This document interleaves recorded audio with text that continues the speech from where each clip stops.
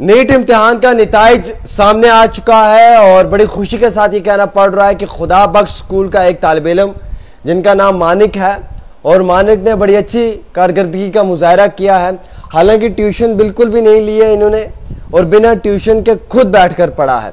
कई सारे बच्चे वालिदैन से डिमांड करते हैं कि जनाब हमें फला कोचिंग ट्यूशन सेंटर में भेजें और माँ बाप वहाँ पे 2-2, 3-3 लाख रुपया नीट की कोचिंग के लिए भर देते हैं, लेकिन लास्ट में वो बच्चे वहाँ पे भी इम्तिहान में जो है वो काबिलियत या जीत हासिल नहीं कर पाते हैं। मानिक ने बिना कोचिंग के जो है वो अपनी कारकर्दगी का लोहा मनवाया है। मैं तो बहुत खुश हूँ कि मानिक एक मिडिल फैमिली से बिलोंग करता है और अपने ड्रीम्स पूरे करने थे तो शायद दिन रात इस मेहनत में रहा कि एक अच्छे बेहतरीन कारकर्दगी के साथ बेहतरीन नंबरात के साथ जो है वो इस नीट के इम्तिहान में न कि सिर्फ अपने माँ बाप का बल्कि अपने डोडा डिस्ट्रिक्ट का भी जो है वो नाम रोशन करें।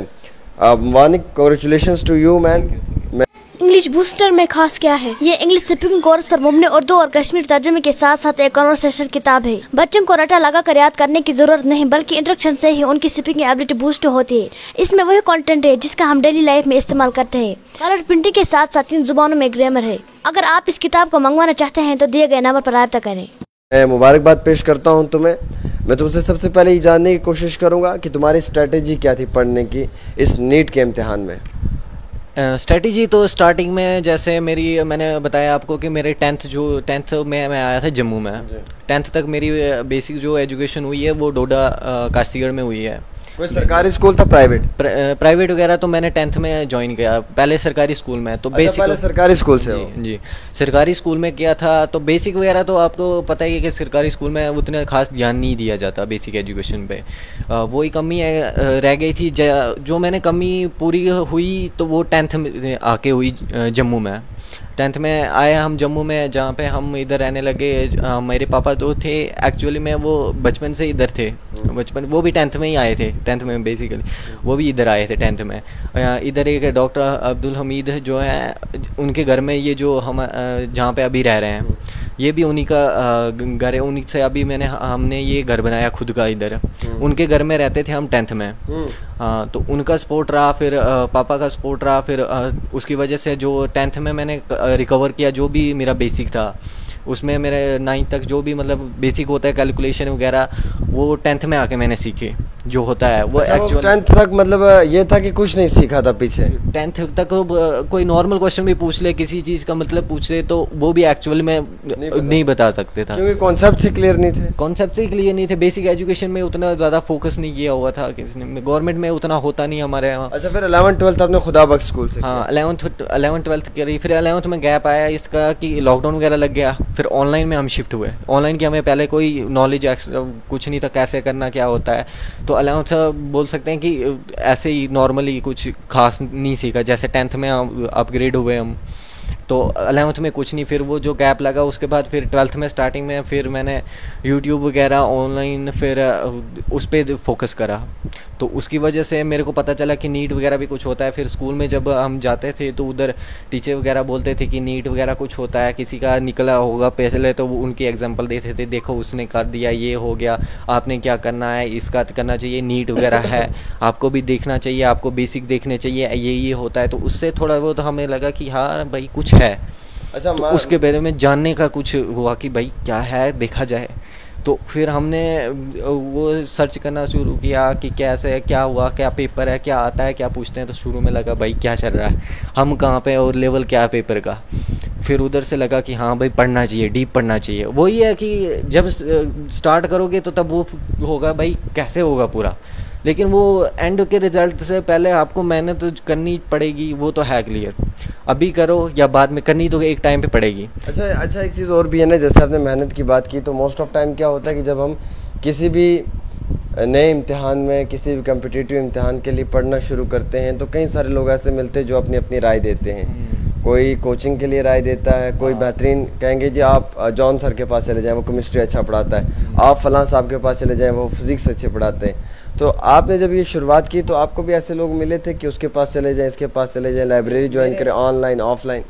मेरे को ऐसे नहीं मिले थे, लेकिन जो मेरे क्लासमेट्स थे उन्होंने बहुत अच्छी अच्छी कोचिंग वगैरह ज्वाइन करी रखी थी। उनको टीचर जब वो स्कूल में आते थे उनको वो थोड़ा बहुत अच्छे से डीप नॉलेज था, तो वो टीचर्स को क्वेश्चन करते थे ये वो, तो टीचर्स हमें बोलते थे देखो ये पढ़ रहा है, इसका इस कोचिंग में है एडमिशन, तो ये पढ़ रहा है तभी इसको आ रहा है, you have to improve it. तो वो हमें बोलते थे कि आप इम्प्रूव करो। तो उसी वजह से थोड़ा थोड़ा मोटिवेशन आया, भाई ये कर सकता है साथ में हमारे, तो हम भी कर सकते हैं। तो उधर से थोड़े बहुत हमारा हुआ कि भाई हम भी कर सकते हैं। तो उसकी वजह से फिर हमने ऑफलाइन की जगह फिर हमने वो ऑनलाइन में वो चीज़ ढूंढनी स्टार्ट करी। ऑनलाइन में बहुत मटेरियल है, आपको 2, 2.5 लाख 3 लाख खर्चने की कोई ज़रूरत नहीं है। अच्छा। कोई ज़रूरत नहीं, आप 5,000 और वो 10,000 20,000 मैक्सिमम 20,000 वो तो होता ही नहीं, 5 to 10,000। और फिर एक एडिशनल चीज़ आप कर सकते हो ऑफलाइन जो होती है टेस्ट सीरीज़, उससे आपको बेनिफिट होगा कि वो आप प्रेशर हैंडल करना सीखेंगे। ऑनलाइन में जैसे मेरा पिछले साल मैंने जैसे बोला कि 12th में जब था मेरा, तो उस टाइम से मैंने प्रिपरेशन करी थी। फिर मैंने जब 12th के साथ में पेपर दिया तो मेरा वो टाइमिंग का थोड़ा इशू रहा, जिसकी वजह से लास्ट में मेरा मैक्सिमम पेपर बोल सकते हैं कि छूट गया और कुछ वो प्रेशर हैंडल नहीं कर पाया मैं। तो वही बात है कि आपको प्रेशर हैंडल करना आएगा और आपको वो क्लासेस अगर आपकी 12th के साथ दे रहे हैं तो उसके साथ मैनेज करने हैं। मैं जो मैनेज करेगा वो हो जाएगा, लेकिन मेरा नहीं हुआ क्योंकि मेरी टाइमिंग बिगड़ गई थी बोल सकते हैं। फिर उसकी वजह से मेरा वो प्रेशर हैंडल नहीं हुआ, जिसकी वजह से मेरा स्कोर अराउंड 490 था। तो फिर उसकी वजह से फिर वो हुई, तो फिर मैंने एक ड्रॉप लिया। अभी जो फिर मैंने ड्रॉप लिया, फर्स्ट ड्रॉप जो था ये मेरा, तो इसमें मैंने फिर लाइब्रेरी ज्वाइन करी क्योंकि मेरा सबसे इशू ये था कि मेरी टाइमिंग नहीं हो रही थी अच्छी से।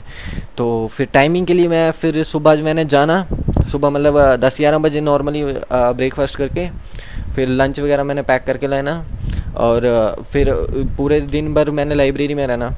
फिर उधर ही फिर शाम को भी उधर ही, शाम को मेरा डिनर वगैरह टाइमिंग मेरा ऐसा था कि घर वाले से मम्मा पापा सब डांटते थे मेरे को कि आपका डिनर टाइम नहीं है, आपका ब्रेकफास्ट टाइम नहीं है। तो फिर ब्रेकफास्ट तो चला आ गया 10 बजे तक, तो वो तो मना लिया मैंने, लेकिन डिनर वगैरह मेरा टाइम होता था 11-12 बजे पढ़ते थे हर रोज़। मैं ये बोलता हूँ कि वो मेरा गोल वैसा नहीं था, लेकिन भाई जाना है। चाहे मेरे को फीवर हुआ, मैंने 3-4 टैबलेट चाहे दिन की खाई, चाहे मैं लाइब्रेरी में मेरे को हेडेक की वजह से मैं बेहोश टाइप हो गया, लेकिन वो मैं लाइब्रेरी में गया, एक दिन सिंगल नहीं छोड़ा मैं जो घर में रहा, सिंगल दिन। कांस्टेंट स्पीड का होना कितना ज़रूरी है? कांस्टेंसी वो बहुत बड़ी चीज़ है। आप चाहे जैसे आप एवरेज अगर 10 घंटे पढ़ रहे हो, अगर आप किसी दिन फीवर हो गया, कुछ हो गया, कुछ प्रॉब्लम होगी, फैमिली प्रॉब्लम होगी, अगर वो आप 3-4 घंटे भी उस दिन पढ़ रहे हो तो वो आपको ऐसा नहीं होगा भाई मैंने आज छोड़ दिया, वो छोड़ने वाली बात नहीं है। अब जो मैं जाता था तो 12-1 बजे मैंने आना, स्कूटी वगैरह थी मेरे पास, वो पापा ने लेके दे दी थी,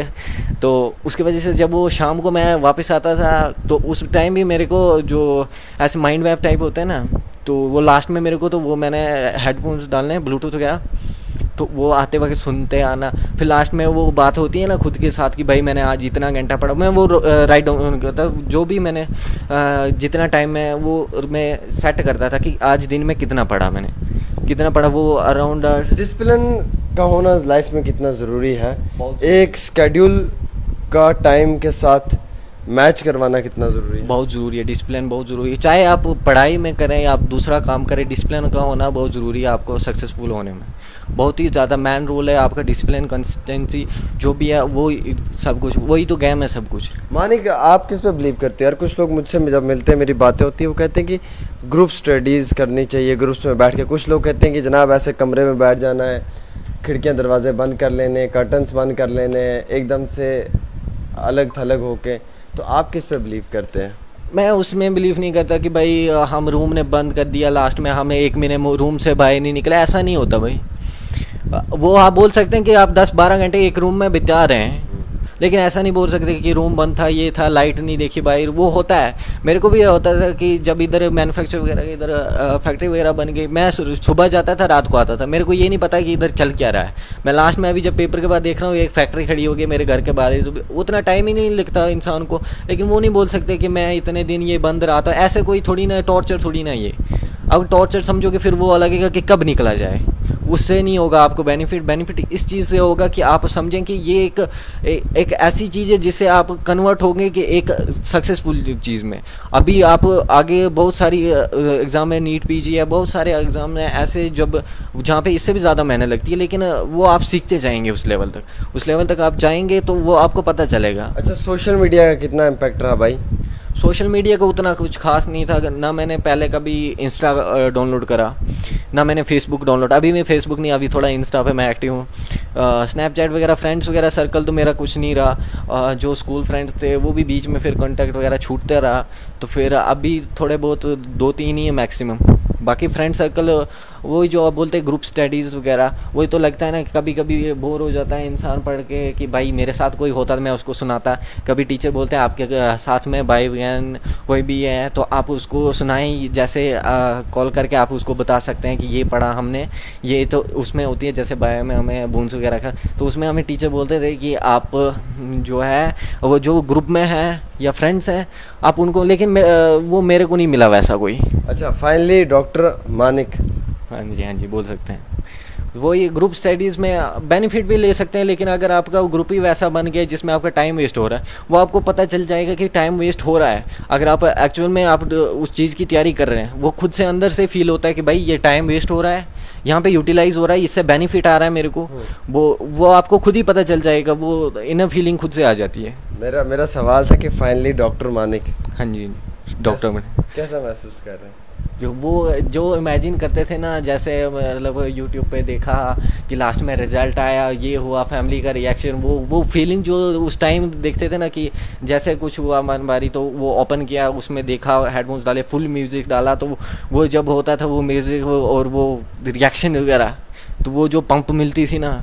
पहला रिएक्शन क्या था आपका जब आपने देखा कि आप इम्तिहान में तो पास हो चुके हैं, सफलता आपके पास? वो तो जब मैं एक्चुअल में जब मैं पेपर देने गया ना, तो पेपर दे के मैं बाहर आए, तो वो तो पेपर करते हुए फील हो जाता है कि इतना हो गया मेरा, तो मेरा हो जाएगा। तो मैं बाहर निकला तो पापा ऐसे ही ठीक हो गया, तो मैंने फिर से फोर्स किया पापा को, पापा पूछो तो सही कितना हुआ, कैसा हुआ, पूछो मेरे को। तो पापा बोलते क्यों अच्छा हुआ? मैंने बोला हाँ अच्छा हुआ, तो पापा ने गले लगाया, मैंने वो फीलिंग नेक्स्ट लेवल की है। अच्छा, तो अब जब रिजल्ट देखा ऑन स्क्रीन फोन पे देखा, वो तो एक अलग बात, वो तो आंसर की वाली बात है ना। हाँ। अब यहाँ पे ये कि जब घर के अंदर कल शाम को देखा तो फिर क्या था? वो मतलब ऐसे था, नींद टाइप आ रही थी, लेकिन फिर वो आंखें खुल गई उस टाइम। अच्छा। फिर वो कॉल आने लगे, रिजल्ट से पहले ना बड़ी धड़कन बढ़ जाती है। एक्चुअली वो धड़कन बहुत टाइम के लिए बढ़ी रही, क्योंकि फिर वो मेरा ओपन नहीं हो रहा था वो लिंक 3-4, फिर मैंने फ्रेंड को कॉल किया, भाई तो ओपन पे ज़्यादा होगा, लोड ज़्यादा होगा। हाँ, तो फिर वो 3-4 लिंक फिर मैंने कॉल करी, फिर एक फ्रेंड को, दूसरे को, भाई तू भी खोल, फिर फ्रेंड ने खोला, फिर उसके बाद मैंने खोला। अगर मानक मैं ये कहूँ कि ऑल क्रेडिट गोज टू एक बंदे को, तो आप कह नहीं सकते, क्रेडिट फैमिली, फिर जो आपके जिनके साथ कांटेक्ट वगैरह है, जिसकी जो हाँ, और फिर खुद पे बिलीफ जो है, डिसिप्लिन है, कंसिस्टेंसी है, वो जो आप खुद करते हैं उसमें आपका भी रोल है, टीचर्स का रोल है, जो आपके जो मोटिवेट करते हैं, जिनसे आप आगे देखते हैं कि भाई इसने ये करा है तो मैं भी जो, और जिन्होंने टीचरों ने बताया कि ये चीज़ होती है, जिन्होंने वो राह दिखाई कि इस पे ये बन सकते हैं आप, तो वो दिखाने के लिए वो मैन है कि आपको कोई रास्ता दिखाए। बिल्कुल। अब एक आखिरी सवाल है, हाउ इज़ द जोश? High, very high. अगर डॉक्टर ना बनते तो क्या बनते? डॉक्टर ना बनते तो आगे कुछ बहुत सारी, मैं वही है ना कि डॉक्टर, प्रोफेसर, टीचर, इंजीनियर, एक अच्छा IAS IPS, क्या जहन में क्या आ रहा था? जहन में तो व्हाट विल बी नेक्स्ट, अभी तो यही चल रहा है MBBS, फिर may be IAS, may be IPS, UPS करना है। कुछ तो करना है, कुछ बड़ा करना है, कुछ बड़ा, बवाल बोलते हैं ना, वो बवाल काटना है, वो वाला, जैसे वो टीचर बोलते हैं ना बवाल काटना है, वैसे करना है, वैसा करना है। स्कूल के इंतजामिया से बात हुई? हाँ, टीचर्स के साथ हुई कांटेक्ट वगैरह। टीचर बोलते हैं देखो हमने उस टाइम बोला था कि आप करोगे तो कुछ तो हो ही जाएगा। देखो टीचर फिर भी वही ना, करोगे मतलब टीचरों का वही आपको रास्ता दिखा सकता है, आपको उस पर चलना है। वही बोलते हैं ना कि टीचर मैक्सिमम टू मैक्स क्या करेगा, आपको गाइडेंस देगा, आपको उस चीज़ के बारे में नॉलेज देगा, तो आपको वो गेन करनी आनी चाहिए। एग्जैक्टली। हमारे साथ मानिक जी थे, जिन्होंने 12वीं जमात के इम्तहानात में भी अच्छी कारकर्दगी की मुजाहरा किया। उसके बाद नीट का कल जब रिज़ल्ट आया तो मैं ये कहूँगा कि इस नौजवान ने बड़ी अच्छी कारकर्दगी का मुजाहरा किया और डोडा के एक बड़े फार फ्लंग एरिया से ताल्लुक़ रखते हैं और बहुत मेहनत की है। ये मुकाम हासिल करने में आज बड़ी खुशी हो रही है मुझे कि इन्हें सफलता मिल चुकी है और फाइनली मानिक से डॉक्टर मानिक बन चुके हैं ये। और हम ये भी कहेंगे कि आगे MBBS में अच्छी कारकर्दगी करें, एक अच्छे डॉक्टर बने, एक अच्छे तरीके से पूरे नेशन को सर्व करें और जितने भी गरीब लोग हैं उनकी ज़्यादा से ज़्यादा मदद करें। और बाकी जो बच्चे आगे फ्यूचर में कुछ सीखना चाहते हैं या कुछ सिखाना चाहते हैं वो मानिक जी के साथ ज़रूर रब्ता करें, ये उनके कांटेक्ट में रहेंगे।